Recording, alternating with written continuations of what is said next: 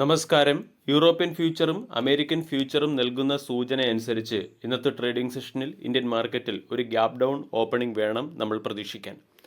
American future 1%, European future 0.4% ഇടിഞ്ഞു trade ചെയ്യുന്നു. Nifty Indian market support സോണായ 24,100-നടുത്ത് ഓപ്പൺ ആകാനുള്ള സാധ്യതയാണ് അല്ലെങ്കിൽ ഓപ്പൺ ആകാനുള്ള സൂചനയാണ് നൽകുന്നത്. കഴിഞ്ഞ ദിവസവും ഇന്ത്യൻ മാർക്കറ്റ് നെഗറ്റീവ് സൈഡിൽ ക്ലോസിംഗ് നൽകിയിരുന്നു. 3 ദിവസം നീണ്ടുനിന്ന വിന്നിംഗ് സ്ട്രീക്കിന് ശേഷം ഇന്ത്യൻ മാർക്കറ്റ് 0.8% ഇടിയുകയും 24,378-നടുത്ത് ക്ലോസിംഗ് നൽകുകയും ചെയ്തു. ബാങ്കിംഗ് സെക്ടറിലെ ഹെവി വെയ്റ്റ് സ്റ്റോക്കുകളായ HDFC ബാങ്ക്, ICICI ബാങ്ക് തുടങ്ങിയ സ്റ്റോക്കുകളാണ് ഈ മാർക്കറ്റ് ഇടിഞ്ഞതിന് പിന്നിലെ പ്രധാന കാരണമായി പ്രവർത്തിച്ചത്. അതേസമയം mid cap index 0.2%, small cap index 1% ഉയരുകയും ചെയ്തു. കഴിഞ്ഞ ദിവസം US മാർക്കറ്റും ഡീസൻറ്റ് പെർഫോമൻസ് കാഴ്ചവെച്ചു. S&P 1.1, നാസ്ഡാക്ക് 1.7, ഡോ ജോൺസ് 1%-ന് മുകളിലും പോസിറ്റീവ് ക്ലോസിംഗ് നൽകി.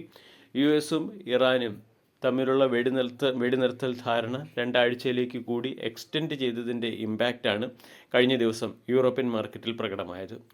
ഓവറാൾ ഏഷ്യൻ മാർക്കറ്റിൻ്റെ ഔട്ട്ലുക്ക് നോക്കിയാലും പോസിറ്റീവാണ്. ഏഷ്യൻ ഇൻഡെക്സുകളൊക്കെ ഹയർ സൈഡിൽ, അതായത് ഓൾ ടൈം ഹൈക്ക് അടുത്ത് ട്രേഡ് ചെയ്യുന്നുമുണ്ട്. അതേസമയം സ്ട്രെയ്റ്റ് ഓഫ് ഹോർമൂസ് വഴി കടന്നു പോകുന്ന കപ്പലുകൾക്ക് മുകളിൽ ചില ആക്രമണങ്ങൾ നടക്കുകയും ഇതുമായി ബന്ധപ്പെട്ട അസ്ഥിരത നിലനിൽക്കുന്നതും മൂലം ബ്രന്റ് ക്രൂഡിൻ്റെ വില $102 പെർ ബാരൽ എന്ന ലെവലിനടുത്തായിട്ടാണ് ട്രേഡ് ചെയ്യുന്നത്. ഇനി ഇന്നത്തെ ട്രേഡിംഗ് സെഷനിൽ സ്റ്റോക്ക് സ്പെസിഫിക് ആക്ഷൻ വരാൻ സാധ്യതയുള്ള ചില പ്രധാനപ്പെട്ട സ്റ്റോക്കുകളെ പരിചയപ്പെടാം. Aditya Birla sun life AMC, Adani energy solution, blue stone, choice international, CIE automotive India, CNT limited, Himadri speciality chemical, IEX, Infosys, LTM, Mahindra logistic, SW solar തുടങ്ങിയ സ്റ്റോക്കുകളാണ് ഇന്നത്തെ ട്രേഡിംഗ് സെഷനിൽ മാർക്കറ്റിൻ്റെ ശ്രദ്ധയാകർഷിക്കുക. അതോടൊപ്പം തന്നെ മാർക്കറ്റ് അവറിന് ശേഷം ക്വാർട്ടർലി റിസൾട്ട് പുറത്തുവിട്ട ചില സ്റ്റോക്കുകളെയും ഇന്ന് ശ്രദ്ധിക്കാവുന്നതാണ്. ട്രെൻഡ് എന്ന സ്റ്റോക്കിന് കോർപ്പറേറ്റീവ് അനൗൺസ്മെൻറ്റിൻ്റെ പശ്ചാത്തലത്തിൽ കൂടി ഇന്ന് ശ്രദ്ധിക്കാം. ട്രെൻഡ് 1:2 എന്ന റേഷ്യോയിൽ ഡിവിഡൻഡ് 1:2 എന്ന റേഷ്യോയിൽ ബോണസ് പ്രഖ്യാപിച്ചിട്ടുണ്ട്. കൂടാതെ $6 പെർ ഷെയർ എന്ന റേറ്റിൽ ഡിവിഡൻഡും പ്രഖ്യാപിച്ചു. കമ്പനിയുടെ ക്വാർട്ടർലി റിസൾട്ടിൽ റവന്യൂ 20% വർദ്ധിച്ച് 4,106 കോടിയിൽ നിന്നും 4,937 കോടിയിലേക്കെത്തി. EBITDA 40% വർദ്ധിച്ച് 656 കോടിയിൽ നിന്നും 919 കോടിയിലേക്ക് എത്തുകയും EBITDA മാർജിൻ 16%-ൽ നിന്നും 18%-ലേക്ക് ഇംപ്രൂവ് ആവുകയും ചെയ്തു. കമ്പനിയുടെ നെറ്റ് പ്രോഫിറ്റ് 30% വർദ്ധിച്ച് 350 കോടിയിൽ നിന്ന് 485 കോടിയിലേക്കെത്തി. SBI ലൈഫ് ഇൻഷുറൻസിൻ്റെ ക്വാർട്ടർലി റിസൾട്ടിൽ കമ്പനിയുടെ പ്രോഫിറ്റ് ഇയർ ഓൺ ഇയറിൽ 1%-ഓളം ഇടിഞ്ഞ് 814 കോടിയിൽ നിന്നും 805 കോടിയിലേക്കെത്തി. നെറ്റ് പ്രീമിയം 16% വർദ്ധിച്ച് 23,861 കോടിയിൽ നിന്നും 27,684 കോടിയിലേക്കെത്തി. ടാറ്റ കമ്മ്യൂണിക്കേഷൻസിൻ്റെ ക്വാർട്ടർലി റിസൾട്ടിൽ റവന്യൂ 10% വർദ്ധിച്ച് 5,990 കോടിയിൽ നിന്നും 6,554 കോടിയിലേക്കെത്തി. കമ്പനിയുടെ EBITDA 14% വർദ്ധിച്ച് 1,122 കോടിയിൽ നിന്നും 1,284 കോടിയിലേക്ക് എത്തുകയും EBITDA മാർജിൻ 18.7%-ൽ നിന്നും 19.5%-ലേക്ക് ഉയരുകയും ചെയ്തു. എന്നാൽ കമ്പനിയുടെ നെറ്റ് പ്രോഫിറ്റ് 75% ഇടിഞ്ഞു. LTTSൻ്റെ ക്വാർട്ടർലി റിസൾട്ടിൽ കമ്പനിയുടെ റവന്യൂ ഏറെക്കുറെ ഫ്ലാറ്റാണ്. കമ്പനിയുടെ പ്രോഫിറ്റ് 10%-ഓളം ഉയർന്നിട്ടുണ്ട്. 303 കോടിയിൽ നിന്നും 392 കോടിയിലേക്കാണ് പ്രോഫിറ്റ് ഉയർന്നത്.